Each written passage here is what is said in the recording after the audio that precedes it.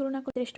দিন আল্লাহর রহমতে আমিও ভালো আছি। যাইতে পিয়া একদম নিঃস্ব বাড়ি বা নদীর ডিম পেটে রাখতে এটি পর্যন্ত আপনি জানেন না যে বসবেন না, আমি আপনাকে সেটা করে থেমে থাকবে না। দুজন লাগতে পারে। ছোট মাছ দিয়ে রান্না বেশি মিস করি। পরে আসলে ছোটবেলা বন্ধ করে থাকতে পারে। নিজের সাথে অপরের তুলনা করলে নিজেকে ছোট মনে হতে পারে, তাই এটি করা উচিত না। আপনি তো আপনি, অন্য কেউ হতে যাবেন কেন? আপনার জায়গা সদা আপনি শ্রেষ্ঠ। অনেকদিন পর শ্বশুরবাড়ি আরেকটা ভিডিও নিয়ে চলে আসলাম। কেমন আছেন সবাই? আল্লাহর রহমতে আমিও ভালো আছি।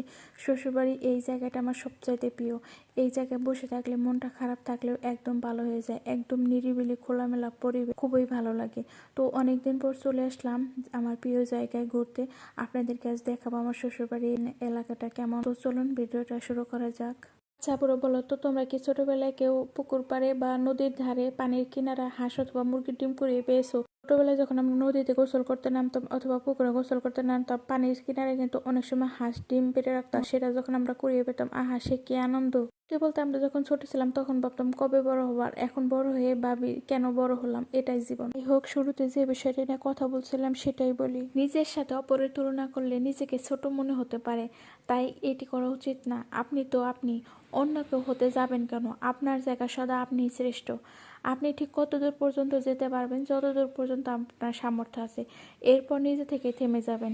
কিন্তু আপনি জানেন না যে ঠিক কতদূর পর্যন্ত আপনি যেতে পারবেন। তাই চলতে থাকুন না সামনের দিকে, দেখা যাক কতটা পথ যাওয়া যায়।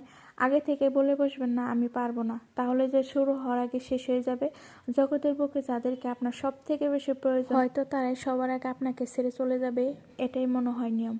সুতরাং পরনির্ভরশীল হওয়া পরিত্যাগ করা শ্রেয়। কেননা বাকিটা পথ যেহেতু একাই চলতে হবে, তাই আগে থেকে চলার উপায়টা শিখে নেওয়াটাই হয়তো উত্তম হবে। হাজার হলেও জীবন তো আর থেমে থাকবে না। দুইজন ব্যক্তিকে একই জিনিসের দিকে তাকাতে বললেও তাদের উভয়ের চোখের ভিন্ন ভিন্ন জিনিস চোখে পড়বে। সুতরাং কোনো কাজ করার আগে একবার অন্যদের মতটাও পারলে শুনে দেখুন। হতে পারে তাদের কোনো বুদ্ধি আপনার কাজে লাগতে পারে। আপনি যাদের উপকার করেছেন তা হয়তো খুব কম লোকই মনে রাখবে, কিন্তু কতটা ক্ষতি করেছেন তা যুগ যুগ ধরে সবাই মনে রাখবে। নিঃস্বার্থভাবে সাধ্যমতো উপকার করতে থাকুন। এর ফল মানুষের কাছে না পেয়ে আপনার সৃষ্টিকর্তার কাছে অবশ্যই পাবেন। নিজেদের জমিতে আলু তোলার লোভ সামলাতে পারি নাই, তাই আমি একটা গাছ তুলে দেখলাম। মাত্র কয়েকটা আলু পেয়েছি, বেশি পাইনি। তখন ছোট ছোট ছিল, মাত্র 3টা আলু পেয়েছি। এই আলুগুলা কিন্তু ছোট মাছ দিয়ে রান্না করলে অনেক বেশি মজা লাগে। আর পেঁয়াজের কলি তুলছিলাম। আমার ছোট যা বলছিল যে পেঁয়াজের কলি নিয়ে যাবে, তো ওরে আমি কিছু তুলে দিলাম। সবাই মিলে গল্প করতে করতে গভীর রাতে মুড়ি মাখিয়ে খেতে দারুণ মজা হয়। গ্রামের বাড়ির এই জিনিসটা আমি খুব বেশি মিস করি। পরের দিনে ভিডিও, নদীতে বাচ্চারা গোসল করার জন্য নামছিল। তো ওদের দেখে তো আমার ছোটবেলার কথা মনে পড়ে গেলো।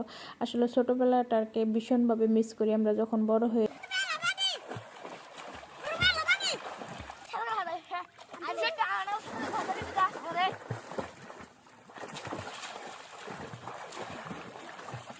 বাচ্চারা এখানে সাঁতার কাটছিল, আর ওরা দম বন্ধ করে কে কতক্ষণ পানিতে দম বন্ধ করে থাকতে পারে।